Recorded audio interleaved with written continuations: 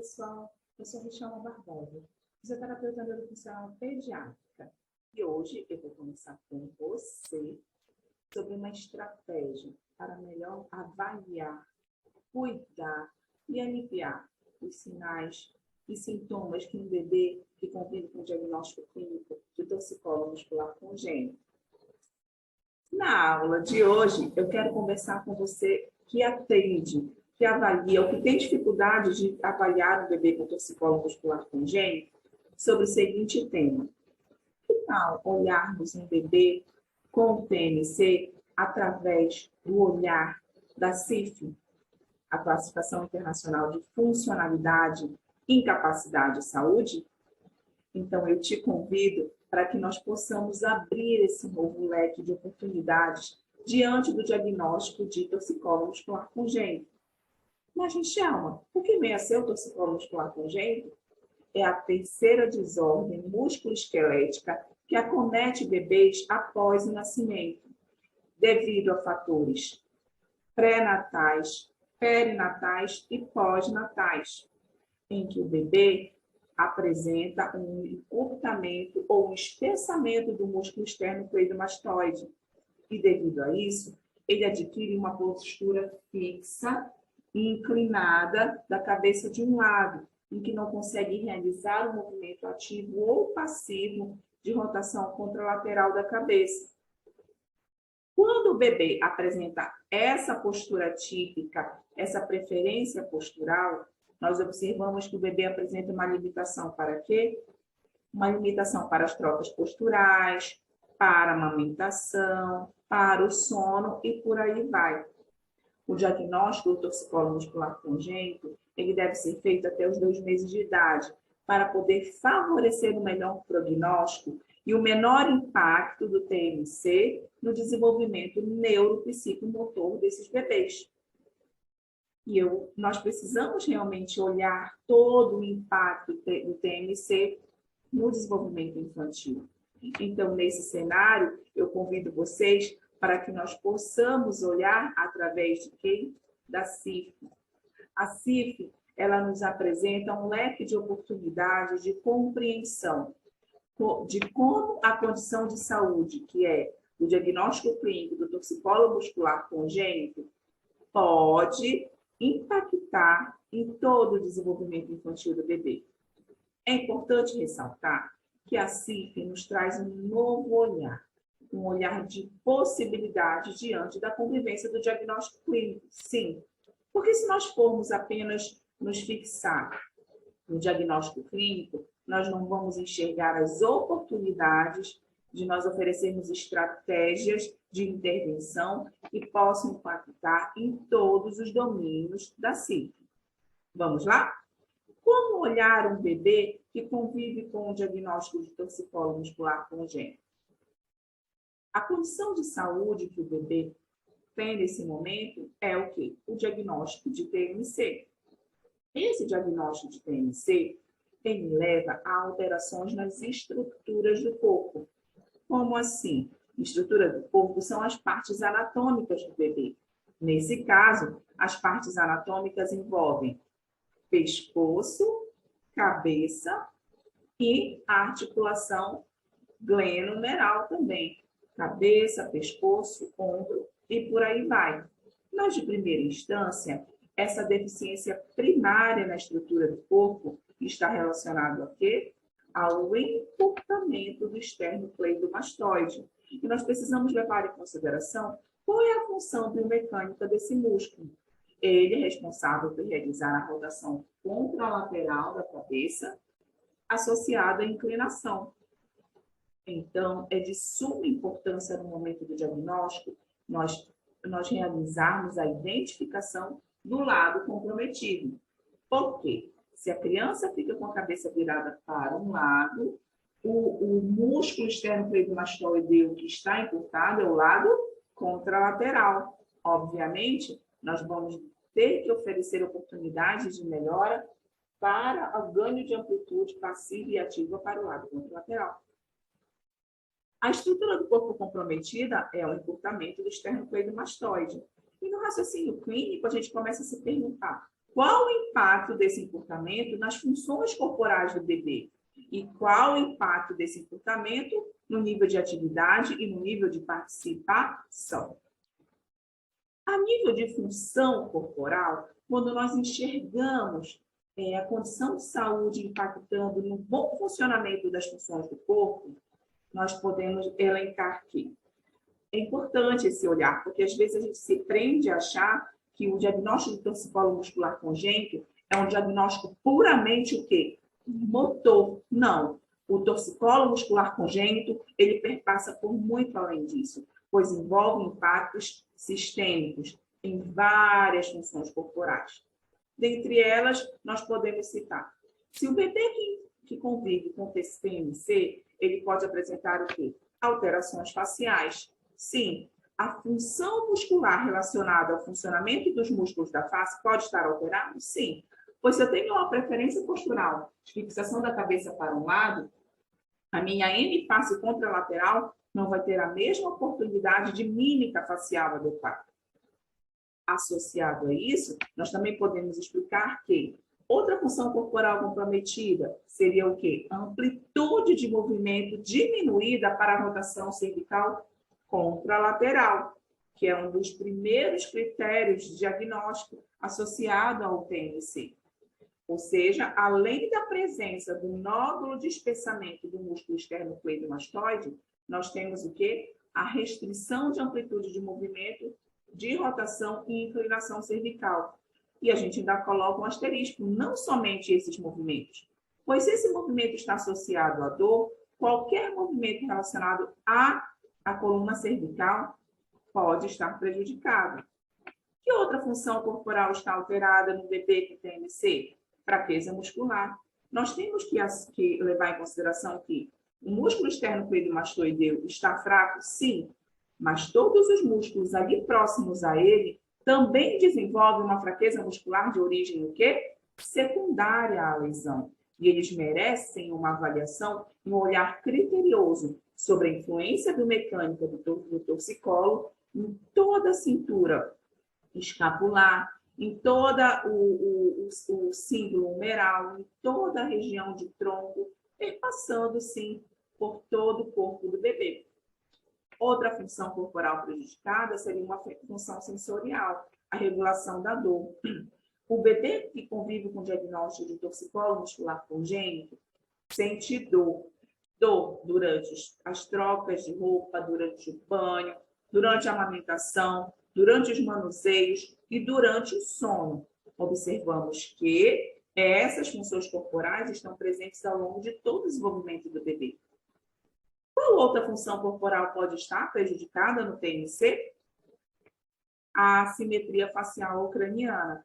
Devido a essa preferência postural da cabeça somente para um lado, e se o bebê ficar horas acordado somente numa posição, nós sabemos que isso pode impactar no quê? No achatamento da calota craniana.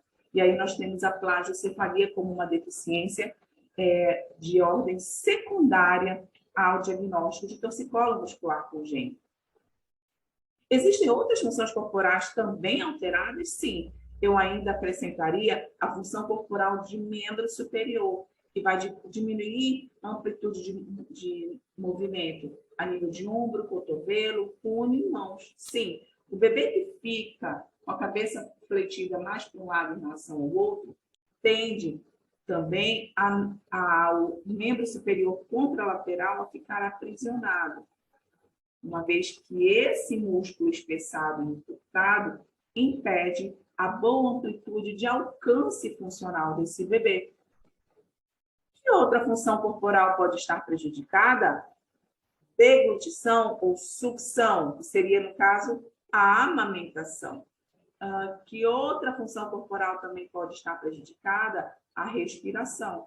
Já que o bebê tem uma preferência postural mais de um lado em relação ao outro, nós observamos numa avaliação que as suas costelas elas ficam mais aladas.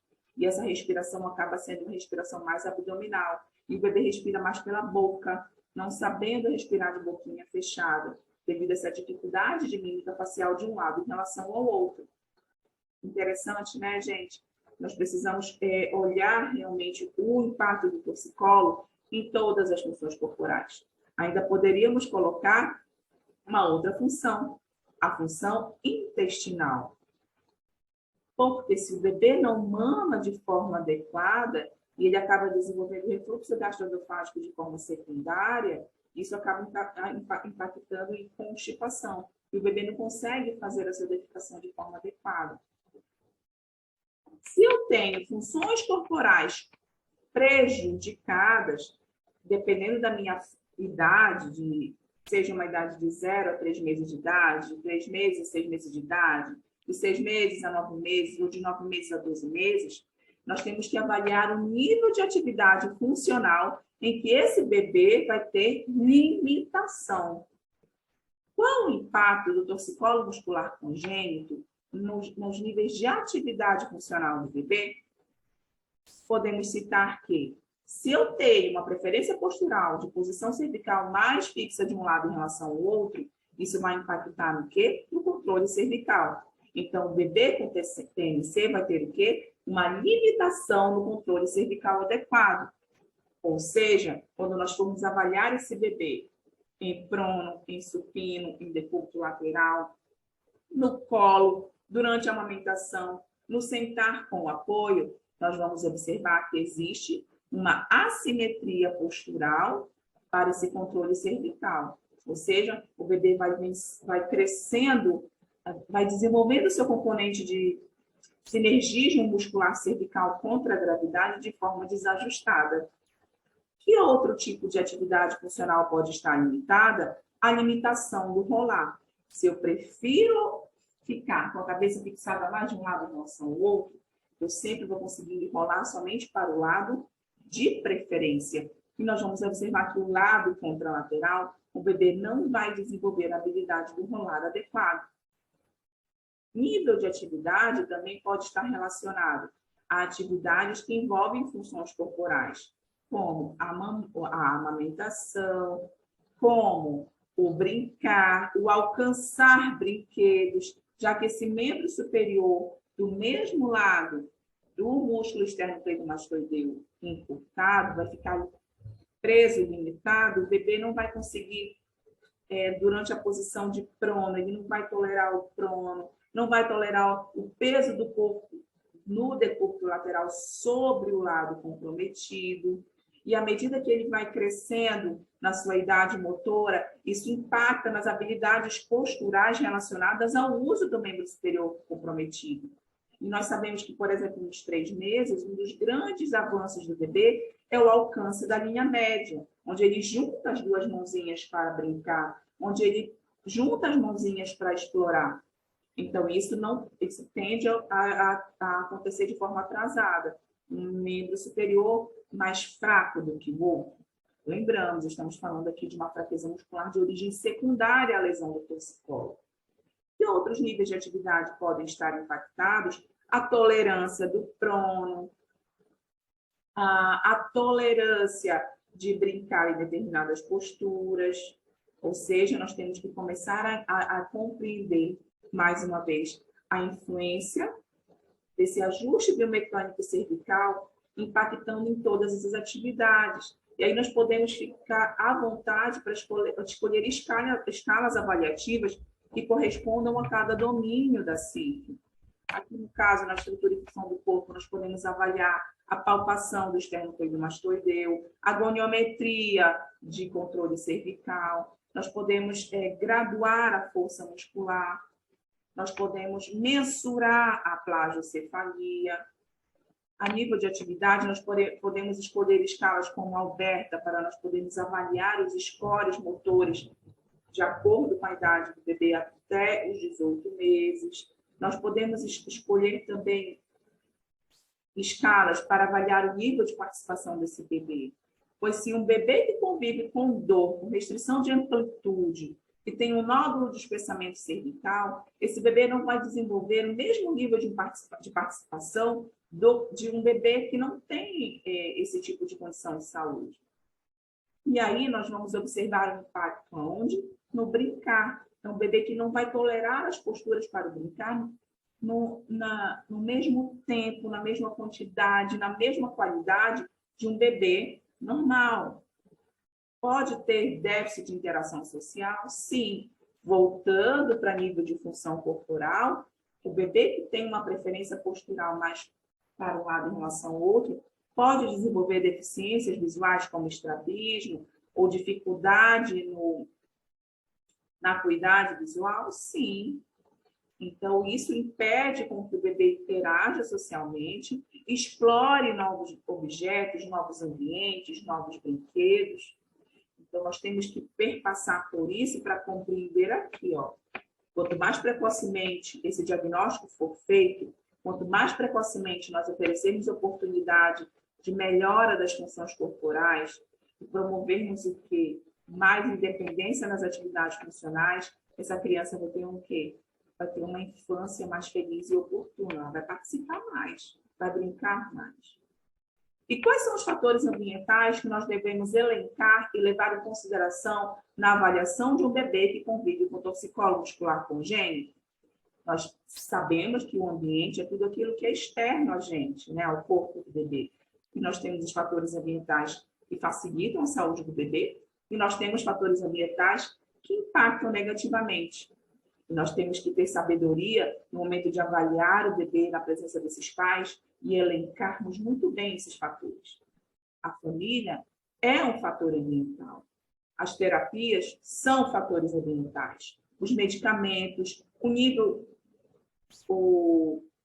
socioeconômico, ele entra mais como fator pessoal, mas em fator ambiental a gente pode colocar em consideração o ambiente que o bebê dorme, se é berço, se é rede, se esse bebê é colocado precocemente em bebê conforto, em cadeiras vibratórias ou equipamentos de posicionamento.